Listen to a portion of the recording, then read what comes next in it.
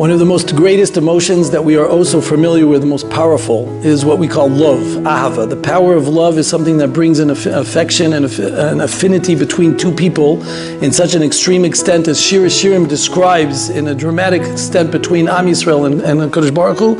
And we know man and his wife, the incredible amount of love can bring person, as the Rambam writes in the end of Tshuva, to constantly be thinking about that person and always have them on their mind. However, we have to pay notice that suddenly when a person goes to a stage of living together with that person on a consistent basis, when you become oh so familiar with that person, when you change from strangers to very close relatives, when you become so close to each other, the pizzazz that was originally there, the original excitement, all that glorified connection that was there seems to become a little bit less. What happens is the level of respect that you used to have for one each other sometimes becomes a little bit distilled. Suddenly you start realizing that there's a little bit of a rut that happens, of a lack of closeness as a result of that. The respect and the awe that was originally in the beginning of the relationships comes to be that way. And that's why and the beauty of our religion, this claims about the idea of going ahead and separating for certain periods of time. We hold that there are certain times that we have to have taharat mishpacha to make sure that the relationship stays fresh, that even though we're living together, but we live an arm's distance apart sometimes, in order to make sure that that freshness is always there. In the level of erison, when they're just betrothed, there's a tremendous affection towards one another. When they become in the same house, suddenly the closeness leads sometimes to too much of a closeness in which a person doesn't appreciate it, and that's a problem. A person has to know how to love at the same time as you have a fear and appreciation, a haracha, what we call for the other person. What is this all coming to tell us? This is coming to explain an incredible thing that happened in Parsha Shmini, because we know during the time of the Hakamat HaMishkan, when the Mishkan was made, it was the closest time between us and HaKadosh Baruch Hu. We now moved together in a house. The Mishkan was there. We now got married, Kebiyochel, to HaKadosh Baruch Hu. 10 atarot, 10 crowns were given on that day. It was a fantastic day. And that day when we built this incredible affiliation, we became married, Kebiyochel, to HaKadosh Baruch Hu. The kiyum of Shir Hashirim, the whole song of Shir Hashirim came at that time. There was an Eish Tamin that came Lamata. It was a fantastic time. So why does Nadav and Avihu of all times have to be killed at this stage? They were killed for some event that had happened in the past. There were a number of different sins that are mentioned in Chazal of why they were killed, but why today?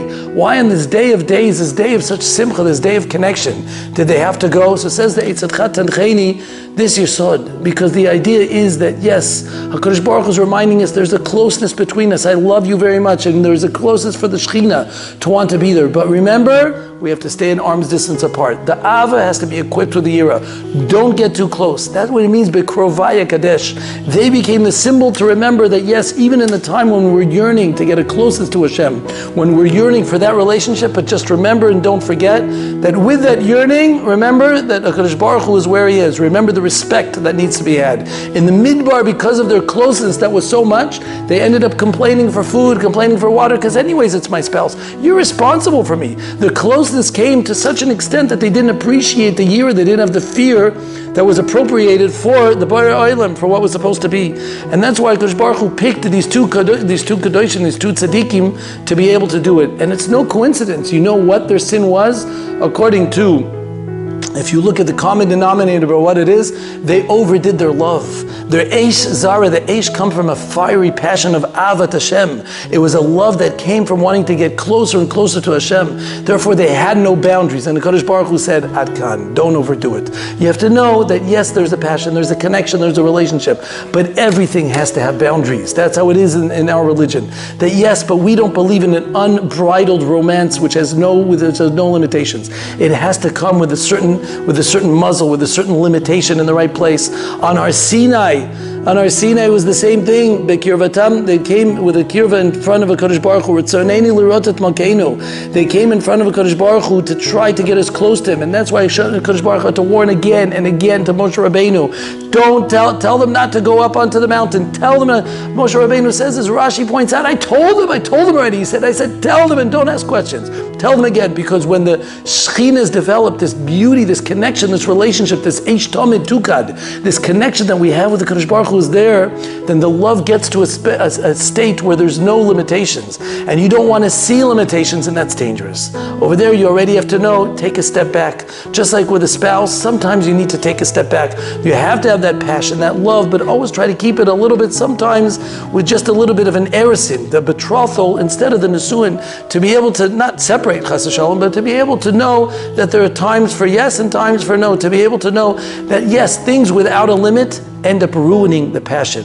It takes away the esh. That's the esh at Har Sinai, and that was the esh zara that came in this parsha.